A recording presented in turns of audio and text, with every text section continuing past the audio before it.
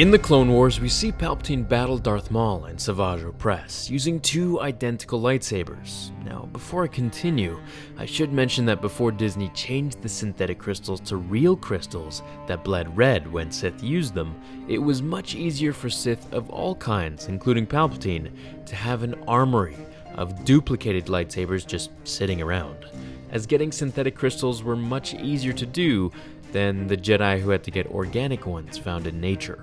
During his duel with Mace Windu and the Jedi, he had his lightsaber up his sleeve, which was thrown out of the window after a precise kick to the face. We then see Sidious with his second lightsaber when he battles Yoda at the end of the film. This hilt also gets thrown away to the Senate Cathedral floor. In some forums online and on Reddit, it's mentioned that this lightsaber is actually darker than the other ones, and this is more of a chrome hilt. However, I feel that's almost confused with the scaled replicas that are for sale, which some of them came in a black chrome edition and other ones didn't. But nevertheless, it's unknown just how many he had. However, he definitely had more than two, and he stored them each in different locations. The main ones being his statues and vases that were in his office, which is where he got his second one from after the fight with Master Windu. A little bonus fact, in Legends, when Vader began to construct his infamous Sith lightsaber, Palpatine actually offered another one of his lightsabers to his apprentice, sacrificing the focused crystal within for Vader to use.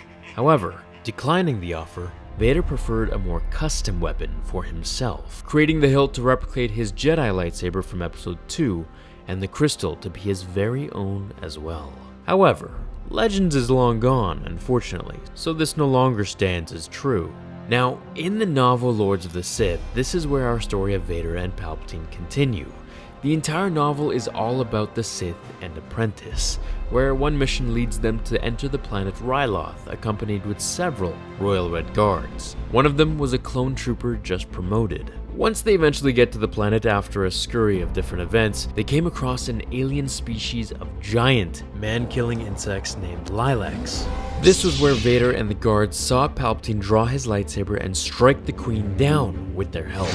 As they continued upon their mission to silence the outbreak of the rebellion on the planet, they came across a Twi'lek girl, where Palpatine commanded Vader to murder her for no reason at all. Declining to do so in the name of telling her to lead them to her village, Palpatine agreed and followed her. Once they arrived, they were met with squadrons of rebels who battled the stormtroopers Palpatine had summoned, only to finish their mission off by ordering Vader to slaughter the girl and her entire village as a testament to his allegiance to his new master and the dark side of the Force. After this, it hasn't been revealed if Sidious even had a lightsaber of his own, as by the time we see him in Return of the Jedi, he's the oldest that we've witnessed, and at this point is so much more powerful in the dark side of the Force that he has most likely completely discarded of his use for a lightsaber, which he never really felt the need for anyways, as he only saw it as a tool and way to make fun of the Jedi.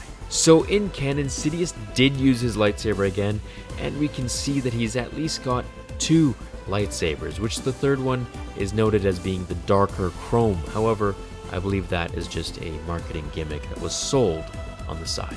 However, I'm waiting for more of the Vader comics to see just where exactly we'll see him use it once more, as I'm sure that's not the end of Palpatine's Crimson Red Blade.